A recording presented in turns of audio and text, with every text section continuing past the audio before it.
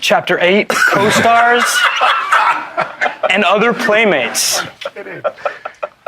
Apparently, it's been widely publicized that I've developed a reputation on the Y&R set, particularly amongst the younger male members of the cast, such as Greg Rickhart, Josh Morrow, Billy Miller, and Michael Graziadei, that I am a serial pincher. That no butt or groin area is safe during a scene with me, as exhibited by your square dance. I really thought that we had a very unique and special relationship, me and Jeanie. My favorite scene ever was we were doing a square dancing scene, and we went, every time we went round the corner, or whatever the jargon is for square dancing, she would, grab my groin. And I thought it was unique. No. To us. I think it's a term of endearment. If you've been goosed by Jeanie, it means you're a member of the club. Yeah, have you ever been goosed by Jeanie Cooper? I mean, listen. At least once or twice. I never really knew about the constant ass grabbing, and so I feel a little like I think it was gender related, perhaps.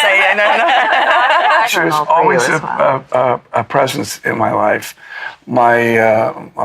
Some of you know that my wife had a very arduous labor, and it was 38 hours. And I came out of the operating room, and I saw my mom, and right next to my mom was Jean with flowers. And I don't know how she knew.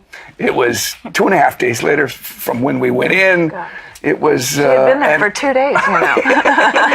Hair all done, and she just showed up always at the right time, and in a just a big, loving way. I mean, you just felt so comfortable when you're in her presence.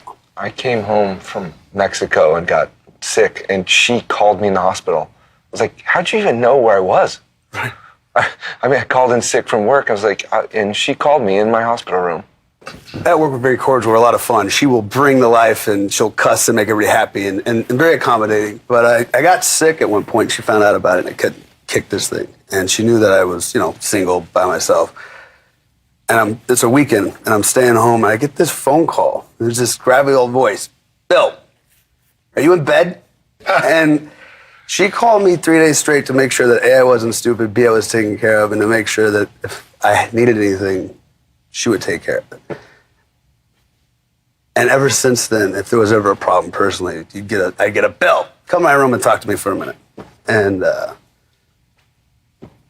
she epitomized the term grandma. She's our mom. She's our grandma. She's our nana.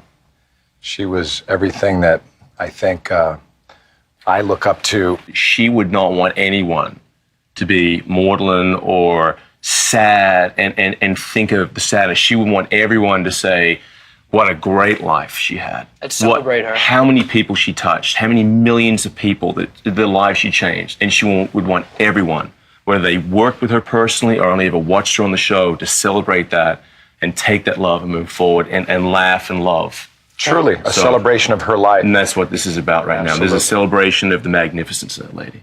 Jeanie, we will miss you forever. Every day. What a champ. Yeah. Truly a champ. You always knew that she was in your corner. She was such a force of nature. I actually fell in love with her. There was a heart in that woman that was special. There was an insecurity and a security about her. There's a beautiful balance in her. Her love for all of us and for the viewers and the fans was so important. She taught me so much from day one. Whenever you went into her dressing room or her home, there was always magic going on because she was there. She set the tone for this whole show. I'm really lucky that I got to spend so much time with her these last few years, too. Thank you, Jeanie, for the magic. And she was magic. I'm so grateful that I got to know and love her. The show was new. It was half an hour. It was live on tape. Everyone was kind of going, just learning what to do. And she knew on the first day what to do. She would do surprising, spontaneous, amazingly generous things. Right. People who are trying to make something of their life touched her. What a generous woman. Talk about a great life. You love your job. You love being at home. We are so much richer for having had her.